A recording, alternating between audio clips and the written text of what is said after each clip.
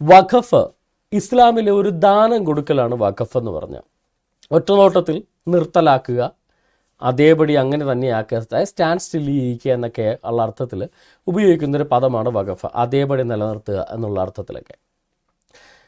ദാനം കൊടുക്കുന്നയാളെ വാഖിഫ് എന്ന് പറയും. ദാനം വാങ്ങിക്കുന്നയാളെ കുറിച്ച് കൃത്യമായ നിർവചനങ്ങളൊന്നുമില്ല.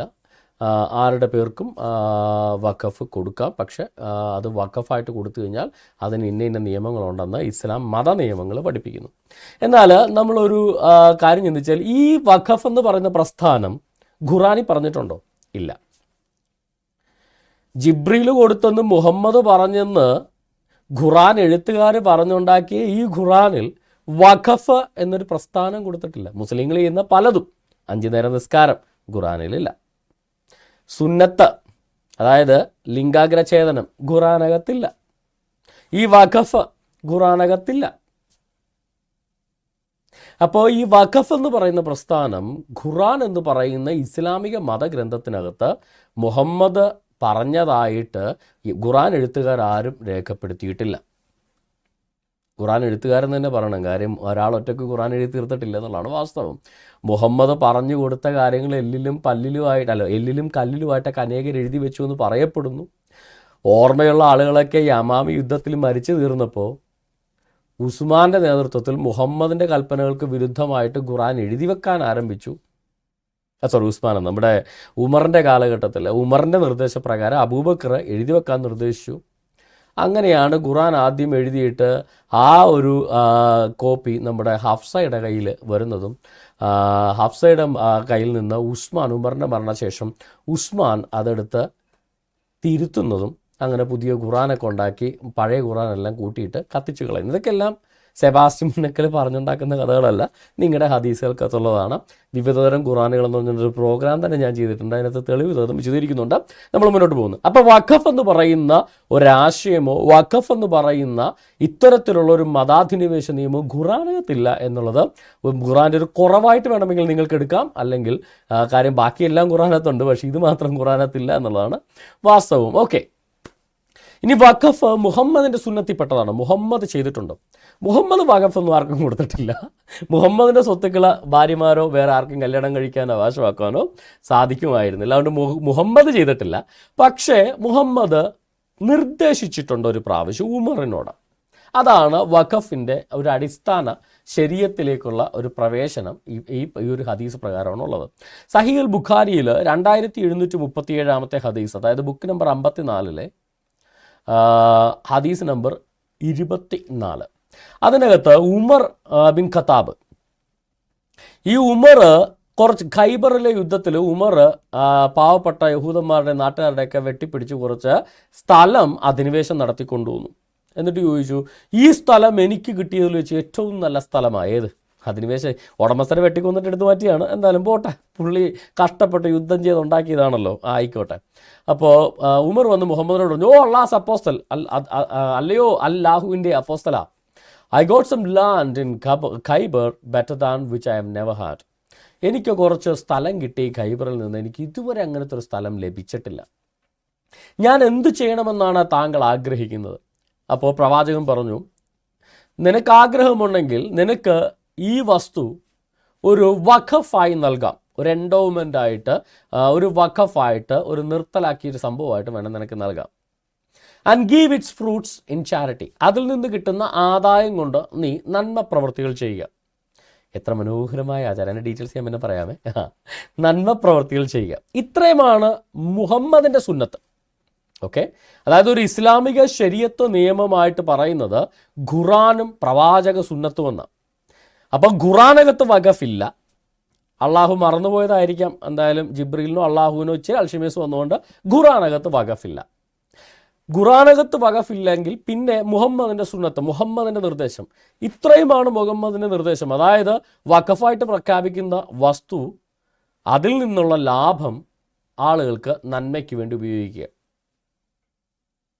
മുഹമ്മദ് നല്ലൊരു കാര്യം ചെയ്തിട്ടുണ്ടോ എന്നൊക്കെ ചോദിക്കുമല്ലോ. നല്ലൊരു കാര്യം ചെയ്തിട്ടുണ്ടോ എന്ന് പലരും ചോദിക്കുമ്പോൾ മുസ്ലിങ്ങൾക്കൊരു മറുപടിയില്ല. കാരണം എല്ലാം തിന്മയായി പറഞ്ഞേക്കണേ. ഇതും നന്മയൊന്നും അല്ല കേട്ടോ. അതിൻ്റെ മറുവശം ഞാൻ കാണിച്ചു തരാം. എന്തായാലും മുസ്ലിങ്ങൾക്ക് മനുഷ്യർക്ക് നന്മ ചെയ്യുക എന്ന് വെച്ചാൽ ഇവരുടെ കണ്ണിൽ മുസ്ലിങ്ങൾക്ക് നല്ല കാര്യം ചെയ്യുക. അതിൻ്റെ തെളിവും ഞാൻ തരാവേ. ഓക്കെ, അങ്ങനെ ഉമർ എന്ത് ചെയ്തു? ഈ വസ്തു വഖഫായിട്ട് പ്രഖ്യാപിച്ചു. അങ്ങനെ പ്രഖ്യാപിച്ചപ്പോൾ ഉമർ ഒരു കണ്ടീഷൻ വെച്ചു. Umar gave it as a charity, as an endowment on the condition that would not be sold or nor given to anybody as a present, not to be inherited. Umar ഒരു കണ്ടീഷൻ വെച്ചു. ഏത്? മുഹമ്മദ് വെച്ചതല്ല. മുഹമ്മദ് വഖഫായിട്ട് ഇത് ദാനമായിട്ട് കൊടുക്കാൻ പറഞ്ഞു. ഉമർ ദാനമാക്കി അതിൻ്റെ വസ്തുവകകൾ മറ്റുള്ളവർക്ക് ദാനം ചെയ്യാൻ വേണ്ടി വെക്കാം എന്ന്, അതിൻ്റെ നിന്നുള്ള ആദായം ദാനം ചെയ്യാൻ വേണ്ടി കൊടുക്കാം എന്ന് പറഞ്ഞതിൻ്റെ കൂടെ ഉമർ ഒരു സ്പെഷ്യലായിട്ട് ഒരു കണ്ടീഷൻ അതിനകത്ത് വെച്ചു. ഇത് വിൽക്കാൻ പാടില്ല, ഇതിനെ ആരും വാങ്ങാൻ പാടില്ല, ഇത് ആർക്കും അനന്തരാവകാശമായിട്ട് ലഭിക്കാൻ പാടില്ല. ഇങ്ങനൊരു കണ്ടീഷൻ വെച്ചത് മുഹമ്മദാണെന്ന് ഖുറാനിലോ ഹദീസിലോ ഒരു സ്ഥലത്തും പറയുന്നില്ല. അപ്പോൾ അള്ളാഹു ഇങ്ങനത്തെ പരിപാടിയൊന്നും പറഞ്ഞിട്ടില്ല. മുഹമ്മദ് വഖഫ് എന്ന് പറഞ്ഞിട്ടുണ്ട്, പക്ഷേ വഖഫിൻ്റെ നിയമങ്ങൾ എന്തൊക്കെയാണെന്ന് മുഹമ്മദും പറഞ്ഞിട്ടില്ല. ഉമർ സ്വന്തം ഇഷ്ടത്തിനുണ്ടാക്കിയൊരു നിയമമാണ് വഖഫ് ഭൂമി വിൽക്കാനും വാങ്ങാനും പാടില്ല, പാരമ്പര്യമായിട്ട് പോകാൻ പാടില്ല എന്നൊക്കെയുള്ള നിയമങ്ങൾ ആരുണ്ടാക്കി?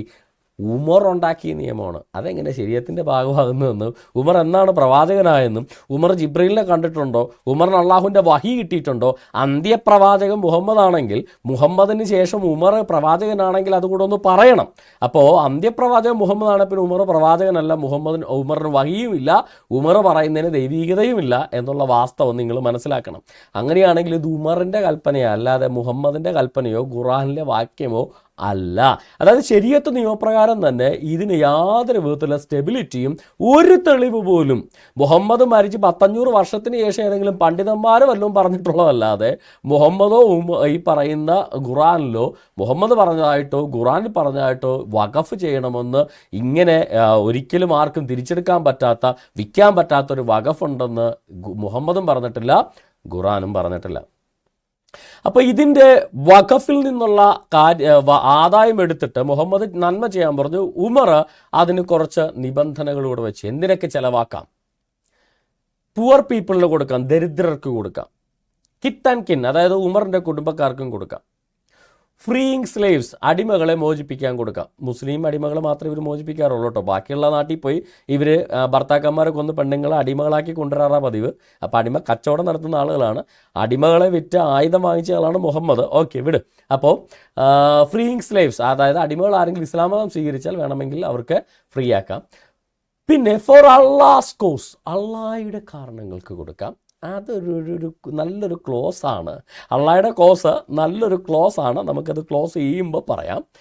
And to the travellers and guest യാത്രക്കാർക്കുണ്ട്, ദരിദ്രർക്കും നിരാലംബർക്കും യാത്രക്കാർക്കും ഒക്കെ ചിലവാക്കാൻ വേണ്ടി ഇതാ മഹത്തരമായ കാരുണ്യ പ്രവാചകൻ തിരുമൊഴിഞ്ഞു എന്നൊക്കെ ഇവർ പറയും. പ്രവാചകനല്ല, മുഹമ്മദല്ല പറഞ്ഞത്, ഈ പറയുന്ന ഉമർ, മുഹമ്മദിൻ്റെ അമ്മായിയച്ഛൻ ആയ ഉമർ അല്ലെങ്കിൽ മുഹമ്മദിൻ്റെ മരുമോൻ്റെ മരുമോനായ ഉമർ, രണ്ട് വഴിക്കും ബന്ധമുണ്ട്. അതുകൊണ്ടാണ്.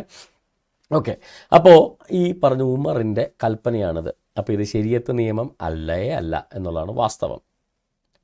അപ്പോൾ ഈ ശരീഅത്ത് നിയമമല്ലാത്ത, മുഹമ്മദിൻ്റെ കൽപ്പനയല്ലാത്ത, മുഹമ്മദിന് ശേഷമുള്ള അല്ലെങ്കിൽ മുഹമ്മദിൻ്റെ പിൻഗാമികളായിട്ട് വന്നിട്ടുള്ള ഖലീഫമാർ നടത്തുന്ന കൽപ്പനകളൊക്കെ ഈ മതേതര രാഷ്ട്രമായ ഇന്ത്യയിൽ അമുസ്ലിങ്ങളുടെ മേൽ പോലും അടിച്ചേൽപ്പിക്കുന്ന, അമുസ്ലിങ്ങൾക്ക് അതായത് ഹൈന്ദവർക്കും ക്രൈസ്തവർക്കുമൊക്കെ ഇന്ത്യ ഗവൺമെൻറ്റിൻ്റെ നിയമപ്രകാരമുള്ള ഭരണഘടനാ അവകാശപ്രകാരം ഗവൺമെൻറ്റിൻ്റെ നിയമം അനുവദിച്ച് ആധാരം എഴുതി കിട്ടിയ സ്ഥലം പോലും മതനിയമത്തിൻ്റെ പേരിൽ പിടിച്ചു വാങ്ങിക്കാൻ നടത്തുന്ന ഈ വഖഫ് അധിനിവേശം ഇസ്ലാമിക ശരീഅത്തിൻ്റെ അടിസ്ഥാനത്തിൽ അല്ലേ എന്ന് ചോദിച്ചാൽ അല്ല, ഇവരുണ്ടാക്കുന്ന ഒരത്തിൻ്റെ അടിസ്ഥാനത്തിലാണ് എന്ന് പറയേണ്ടി വരും. ഓക്കെ, അപ്പോൾ ഇതാണ് ആകെയുള്ള ഇവർക്കുള്ളൊരു പിടിവള്ളി. അപ്പം നമുക്കൊരു മുഹമ്മദിൻ്റെ ഈ വഖഫും ഈ ഉമറിൻ്റെ വഖഫും തമ്മിലുള്ള വ്യത്യാസം നിങ്ങൾക്കൊന്ന് കണ്ടു നോക്കാം. മുഹമ്മദിൻ്റെ വഖഫിൽ പറയുന്നത് ഈ വസ്തു വഖഫാക്കുക, അതായത് നിർത്തലാക്കുക. ഉമറും പറയുന്നു ഓക്കെ അത് വഖഫാക്കി. അതിലെ ആദായം ദാനം കൊടുക്കാൻ മുഹമ്മദ് പറയുന്നു. ഉമറിൻ്റെ വഖഫിൽ ആ വസ്തു കൈമാറ്റം ചെയ്യാൻ പാടില്ല എന്നൊരു എക്സ്ട്രാ നിബന്ധനയും ആദായം ഇന്ന കാര്യങ്ങൾക്ക് ഉപയോഗിക്കണമെന്ന് 5 എക്സ്ട്രാ നിബന്ധനകളും ഉമർ കയ്യിൽ നിട്ടങ്ങിട്ടു. പിന്നൊരു കാര്യം കേട്ടോ, ഉമർ പറഞ്ഞിട്ടുള്ള കാര്യങ്ങൾ എടുത്തു മാറ്റാനാണെങ്കിൽ ഖുറാനിലെ പല ആയത്തുകൾക്കും നിലനിൽപ്പുണ്ടാവില്ല. കാര്യം പല ആയത്തും ഈ ഹിജാബ് ഇടാനുള്ള, കക്കൂസി പോകുമ്പോൾ പെണ്ണുങ്ങൾ ഹിജാബ് ഇട്ടുകൊണ്ട് പോകണം എന്നുള്ള ആയത്ത് പോലും ഉമർ പറഞ്ഞിറക്കിയതാണെന്നാണ് ഹദീസുകൾക്കകത്ത് കാണുന്നത്. അപ്പോൾ എന്തായാലും ഉമറിൻ്റെ ആയത്തുകളൊക്കെ ഇതുപോലെ എടുത്ത് മാറ്റി ശരീഅത്തല്ല എന്ന് പറഞ്ഞാൽ ഇസ്ലാം മതം ഇല്ലാണ്ടാകും. ഈ ഹിജാബൊക്കെ ഇട്ടുകൊണ്ട് കിടന്ന് ഇനി കക്കൂസി പോകാൻ പറ്റാതാവും. അതുകൊണ്ട് ഉമറിൻ്റെ ആയത്ത് ഈ ഒരു അന്ത്യപ്രവാചകൻ്റെ അസിസ്റ്റൻ്റായിട്ടെങ്കിലും, ഒരു പ്രവാചകനായിട്ടോ അസിസ്റ്റൻ്റ് പ്രവാചകനായിട്ടോ ഉമറിനെ അംഗീകരിച്ച് ഉമറിൻ്റെ ആയത്തുകളും ഈ പറയുന്ന സുന്നത്താണ് എന്നൊരു ഇതിലേക്ക് ഇസ്ലാം അത് എത്തിച്ചേരുന്നതായിരിക്കും ബുദ്ധി. എന്താണെങ്കിലും ഇവിടെ അതിലെ 4ാമത്തെ കാര്യമായിട്ട് പറയുന്നത് അല്ലാഹുവിൻ്റെ മാർഗത്തിന് വേണ്ടി ഇത് ഉപയോഗിക്കണം. ആ 4ാമത്തെ കാര്യം നിങ്ങളൊന്ന് ശരിക്കും ഓർത്തിരിക്കണം, നമുക്ക് ആവശ്യം വരും.